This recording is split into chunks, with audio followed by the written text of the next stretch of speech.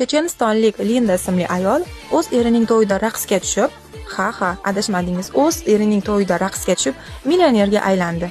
Qanday qilib deysizmi? Videoni oxirigacha ko'rsangiz hamma ma'lumotlarga ega bo'lasiz. Xabarlarga ko'ra, Lindaning ota-onasi vafot etib ketishgan.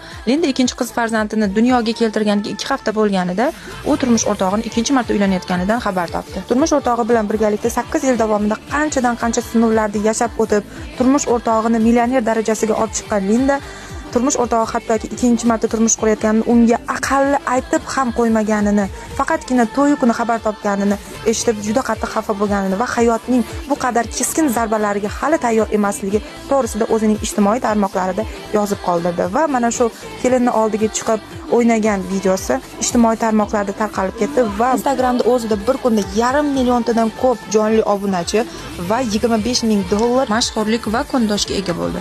Shu o'rinda bir savol: masala erkaklarning nafsi buzuqligidami yoki yoshgina qizlarni ikkinchi xotin bo'lib turmushga chiqishga ham roziligidami?